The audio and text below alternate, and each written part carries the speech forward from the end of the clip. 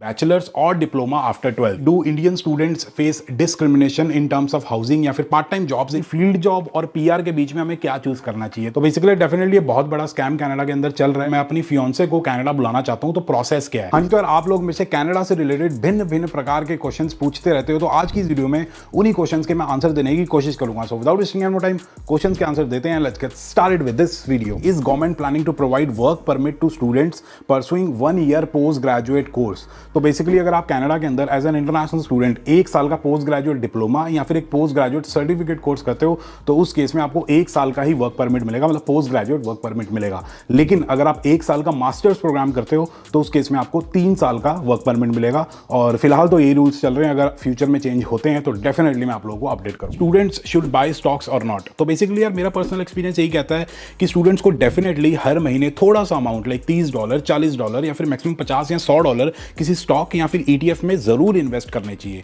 क्योंकि जब हम अपनी मेहनत से कमाया पैसा किसी चीज में डालते हैं तो हम चीजें सीखते हैं, समझते हैं कि भी किस चीज में मैं अपने पैसे इन्वेस्ट करता हूं, तो वो लर्निंग कर्व हमें मिल जाता है, ताकि जब हम वर्क परमिट पे आ जाएंगे या फिर अपनी पीआर पे आ जाएंगे और ज्यादा पैसे इन्वेस्ट करने के लिए कैपेबल हो जाएंगे, तब हमें चीजें सीखनी ना पड़े, क्योंकि हम ऑलरेडी अपने स्टूडेंट टाइम पे चीजों को समझ चुके हैं। और हमेशा शॉर्ट टर्म के लिए नहीं, लॉन्ग टर्म सोचो कि मेरे को लॉन्ग टर्म के लिए पैसे इन्वेस्ट करने हैं, लाइक 2 साल 3 साल या फिर 5 साल के लिए पैसे इन्वेस्ट कर रहा हूं, और किस ऐप को यूज करके मैं अपने पैसे इन्वेस्ट करता हूं उसका लिंक मैं डिस्क्रिप्शन में डाल दूंगा, रेफरल कोड भी डाल दूंगा, ताकि आपको भी कुछ रेफरल मिले, मेरे को भी रेफरल मिले, हिसाब किताब दोनों का बढ़िया हो जाएगा। If you have enough money what will you do, bachelors और डिप्लोमा आफ्टर 12th। तो बेसिकली यार मेरे पास अगर इनफ मनी होता, इनफ टाइम होता, तो डेफिनेटली मैं 12th के बाद अपनी बैचलर्स करता, क्योंकि डिग्री होती है और डिप्लोमा होता है। आप यहीं से देख सकते हो कि अगर आप अपनी होम कंट्री के अंदर एक डिप्लोमा करते हो तो आपको किस टाइप की जॉब मिलेगी, कितनी आप नॉलेज गेन करोगे, और अगर आप एक बैचलर्स करते हो, एक डिग्री करते हो, तो उस केस में आपको किस टाइप की जॉब मिलेगी और कितनी आप नॉलेज गेन करोगे। तो उसी हिसाब से कनाडा भी इसी प्लैनेट पे है, किसी और मार्स पे या फिर वीनस पे तो है नहीं, तो यहां पे भी सेम हिसाब के होता है।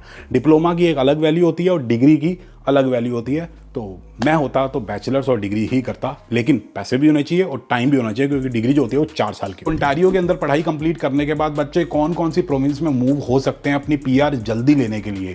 तो बेसिकली यार आप नोवा स्कॉशिया जा सकते हो, Manitoba, Saskatchewan, Alberta, Prince Edward island, ये 5 प्रोविंसेस है जहां पे आप मूव कर सकते हो, या फिर न्यू ब्रुंसविक भी है। तो बेसिकली सिंपल सी बात है, ब्रिटिश कोलंबिया, ओंटारियो और क्यूबेक को छोड़ के किसी भी आप प्रोविंस में चले जाओ, वहां पे जो पीएनपी है इजिली आपकी हो जाएगी। Do Indian students face discrimination in terms of housing या फिर part time jobs in Chinese areas such as Markham. तो डेफिनेटली यार इस चीज को मैं डिनाई नहीं करूंगा कि भाई रेसिज्म नहीं होती या फिर डिस्क्रिमिनेशन नहीं होता। अगर कोई ऐसा एरिया है जहां पे एक पर्टिकुलर कम्युनिटी की पॉपुलेशन काफी ज्यादा है, तो दूसरी कम्युनिटीज के अगेंस्ट डिस्क्रिमिनेशन या फिर रेसिज्म थोड़ा बहुत डेफिनेटली होता है। तो इसका क्या सोल्यूशन है कि किसी और एरिया में आप ट्राई कर सकते हो, या फिर जहां पे आपकी कम्युनिटी है वहां पे ट्राई कर सकते हो, या फिर जहां पे कनेडियंस ज्यादा रहते हैं वहां पे भी आप अपनी पार्ट टाइम जॉब या फिर हाउसिंग ट्राई कर सकते हो। क्योंकि इमिग्रेंट्स का आपको पता ही है, और मेनली जो डैश वाले लोग होते हैं, चाइनीज तो फिर भी ठीक होते हैं, लेकिन जो डैश होते हैं उनका तो हाल ही बुरा। How to tackle stress and anxiety when you are new student in Canada. तो बेसिकली यार इसके बारे में 2-3 चीज़ें बोलना चाहूँगा। सबसे पहली चीज़ तो ये है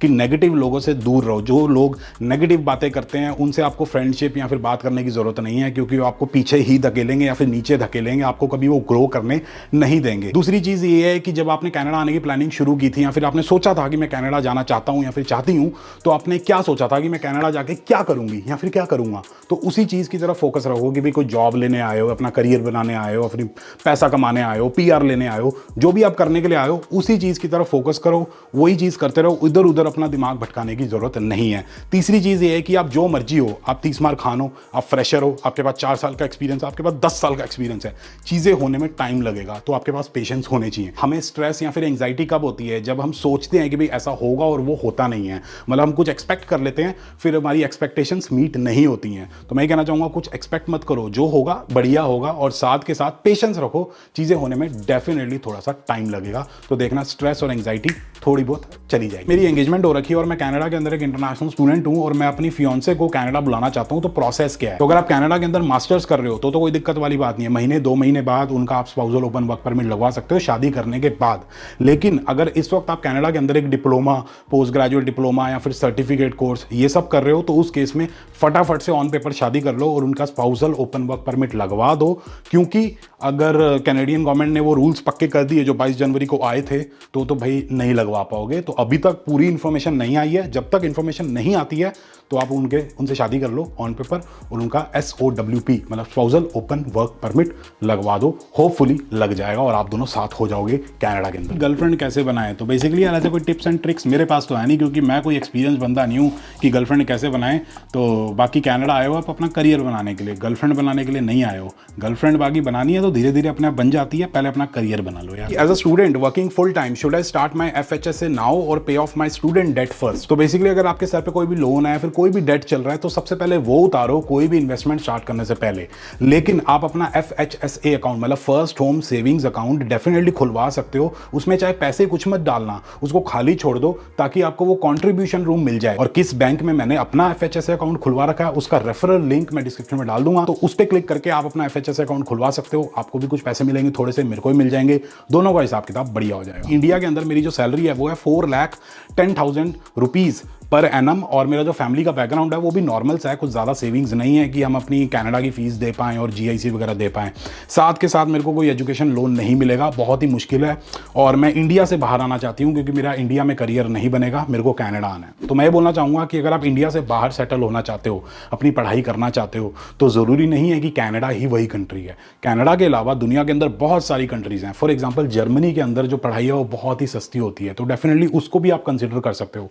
या फिर जर्मनी के अलावा यूरोप के अंदर और भी बहुत सारी कंट्रीज हैं, तो उनको आप देख सकते हो कि भी क्या प्रोसेस है, कितनी फीस वगैरह होती है। कनाडा ही थोड़ी एक कंट्री है और यहाँ पे तो वैसे ही बहुत ही बुरा हाल हो रखा है, ठीक है। लेकिन स्टिल अगर आप कनाडा आना चाहते हो तो डेफिनेटली आप मास्टर्स कंसीडर कर सकते हो, क्योंकि इसमें आपको स्कॉलरशिप्स वगैरह मिल सकती है, तो फंड्स वगैरह आपको मिल सकते हैं। मे बी आपकी 50%, 60% या फिर 70% फीस कवर हो जाए स्कॉलरशिप के द्वारा, या फिर कुछ गवर्नमेंट के फंड्स के थ्रू, या फिर किसी भी ऑर्गेनाइजेशन के थ्रू। तो आप इसके ऊपर भी रिसर्च कर सकते हो, मैंने 2-3 वीडियोस बना रखी हैं। या फिर अगर आप पढ़ाई नहीं करना चाहते, सस्ता जुगाड़ चाहते हो, तो आप डायरेक्ट PR भी ट्राई कर सकते हो। मे बी आपकी PR लग जाए, आप अपना CRS स्कोर कैलकुलेट कर सकते हो, या फिर किसी और प्रोविंस में आप अपना PNP का ट्राई कर सकते हो। बहुत सारे ऑप्शंस हैं। या फिर स्टार्टअप वीज़ा भी ट्राई कर सकते हो, उसके ऊपर मैंने वीडियो बना ली है, फ्यूचर में डेफिनेटली डालूंगा 1-2 हफ्ते में, तो वो भी आप चेकआउट कर सकते हो। तो बहुत सारे तरीके हैं, लेकिन मैं तो ये सजेस्ट करूंगा कि भाई कोई और कंट्री ट्राई करो, क्योंकि कनाडा का थोड़ा सा औखा हिसाब किताब है आज के। Make a video on LMIA scam, people are not hiring, just open vacancies and I guess they want money in exchange for jobs.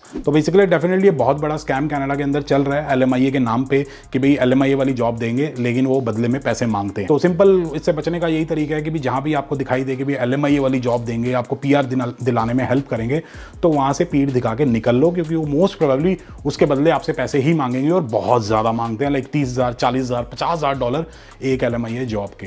तो सिंपल तरीके से अपनी जॉब्स ढूंढो, इंडीड पे, लिंक्डइन पे, या फिर अपने रेफरेंसेस वगैरह बनाओ, और जो नॉर्मल जॉब्स होती हैं वो करो, अपना एक्सपीरियंस वगैरह गेन करो। उसके बाद एक्सप्रेस एंट्री के थ्रू या फिर PNP के थ्रू अपनी PR आप ले सकते हो। इसके चक्कर में पड़ने की जरूरत नहीं है। हाउ मच आर्ली पे इज गुड पे इन IT, प्लीज आंसर। तो यार मेरे हिसाब से तो ये पर्सन टू पर्सन डिपेंड करता है। किसी के लिए $20 पर आवर भी इनफ हो सकता है, किसी के लिए $40 पर आवर इनफ हो सकता है, किसी के लिए 70 या फिर $80 पर आवर भी इनफ नहीं हो सकता। तो पर्सन की नीड्स के ऊपर डिपेंड करता है, फिर एक्सपीरियंस के ऊपर डिपेंड करता है। अगर आप एक फ्रेशर हो तो मेरे हिसाब से $30 से $35 पर आवर अगर आपको मिल जाते हैं, मतलब एनुअली अगर आप $60,000 to $70,000 आपको मिलते हैं, तो स्टार्टिंग के लिए बिना एक्सपीरियंस के ठीक ठाक सैलरी है। उसके बाद आप धीरे धीरे ग्रो कर सकते हो, जंप ले सकते हो $20,000 $30,000 का।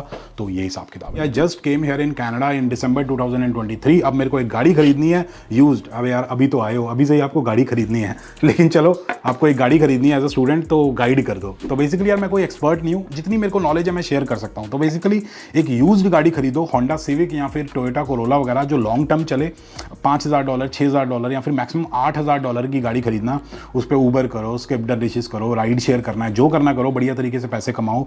ये ध्यान रखना कि कम से कम वो 5 साल पुरानी गाड़ी होनी चाहिए और 1 लाख किलोमीटर चली होनी चाहिए। अगर ये दोनों कंडीशन होंगी तो गाड़ी की डेप्रीसिएशन काफ़ी ज़्यादा ऑलरेडी हो चुकी है, तो आपको काफ़ी सस्ती मिलेगी और उससे आप पैसे कमा सकते हो। वो ज़्यादा लायबिलिटी आपके सर पे नहीं पड़ेगी। तो इस तरीके की आप गाड़ी खरीद सकते हो। नई गाड़ी अभी खरीदने की जरूरत नहीं है मेरे हिसाब से, तो नई गाड़ी खरीदने की कभी भी जरूरत नहीं है। और ज़्यादा इंटरेस्ट पे मत खरीदना, मतलब फाइनेंस कराओ ही मत गाड़ी। कोशिश करोगे उसको कैश पे खरीदो। फील्ड जॉब और पीआर के बीच में हमें क्या चूज करना चाहिए? तो बेसिकली यार एक लाइन में हमेशा बोलता हूं कि अगर आपको अपनी फील्ड जॉब मिल जाती है तो आपकी पीआर होना ऑलमोस्ट गारंटीड होती है। किसी ना किसी तरीके से आपकी पीआर हो ही जाएगी और आप बन जाओगे पक्के कनाडा वाले। लेकिन अगर आपकी पीआर हो जाती है तो कोई गारंटी नहीं है कि आपको एक बढ़िया सी जॉब मिल जाएगी या फिर अपनी फील्ड जॉब मिल जाएगी या फिर आप बढ़िया पैसे कमाओगे। तो आपका जो फोकस है वो एक अच्छी जॉब लेने की तरफ होना चाहिए, अपनी फील्ड जॉब लेने की तरफ होना चाहिए, अपने स्किल्स को डेवलप करने की तरफ होना चाहिए। क्योंकि अगर आप पक्के कनाडा वाले बन जाते हो, आपको अपना पीआर कार्ड मिल जाता है, उससे आप अपना रेंट पे नहीं कर पाओगे, उससे आप एक बढ़िया सी गाड़ी नहीं खरीद पाओगे, उससे आप अपना एक बढ़िया सा लाइफस्टाइल नहीं ले पाओगे। अच्छा लाइफस्टाइल, अच्छा घर, अच्छी गाड़ी, सारी की सारी चीजें अच्छी तभी होंगी जब आपके पास एक अच्छी जॉब होगी। तो जो फोकस है वो जॉब की तरफ रखो, ना कि पीआर की तरफ। PR is a by product of a good career. Canada के अंदर मेरा कोई भी नहीं है, मैं किसी को नहीं जानता, तो घर कैसे ढूंढना है, जॉब कैसे ढूंढनी है, यहाँ पे अपने आप को एस्टैब्लिश कैसे करना है, मतलब इनिशियली, तो उसके ऊपर वीडियो बना दो। तो मैंने बहुत अच्छे तरीके से 2-3 वीडियोस बना रखी हैं, लिंक डिस्क्रिप्शन में आप जाकर चेकआउट कर सकते हो, सारी चीजें आपको क्लियर हो जाएंगी। Is it worth to switch job for $10,000 raise based on the current market situation? तो बेसिकली यार मार्केट सिचुएशन के ऊपर डिपेंड नहीं करता, डिपेंड करता है कि आपकी अभी फिलहाल सैलरी कितनी है। अगर आप $35,000 या फिर $40,000 कमा रहे हो पर एनम, तो डेफिनेटली आपको $10,000 के रेज के लिए अपनी जॉब स्विच करनी चाहिए। लेकिन अगर आपकी सैलरी इतनी है कि $10,000 का रेज होने से आपका टैक्स का स्लैब चेंज हो जाता है, तो मेरे हिसाब से आपको दोबारा सोचना चाहिए, क्योंकि $10,000 इनफ नहीं है। मैं पर्सनली जब तक मेरे को कम से कम 20% या फिर 25% का रेज नहीं मिलता, तब तक मैं अपनी जॉब स्विच नहीं करता। और एक क्वेश्चन लोग बार बार पूछते हैं कि कनाडा के अंदर पढ़ाई करने के लिए चीपेस्ट सिटी कौन सी है या फिर कौन सी बढ़िया प्रोविंस है जहां पे पीएनपी आसानी से हो जाए और हम बन जाए पक्के कनाडा वाले। तो ये जानने के लिए आप ये राइट वाली वीडियो जरूर चेकआउट करना। और ये जानना चाहते हो कि कौन कौन से स्किल्स आपको आने चाहिए कनाडा के अंदर जॉब लेने के लिए, तो उसके लिए आप ये लेफ्ट वाली वीडियो जरूर चेकआउट करना। और अगर आप डेली व्लॉग्स देखने में इंटरेस्टेड हो तो ये वाला चैनल जाके डेफिनेटली चेकआउट करना। और ये वीडियो आप लोगों को पसंद आई तो please like share and subscribe, and as always stay healthy and keep hustling.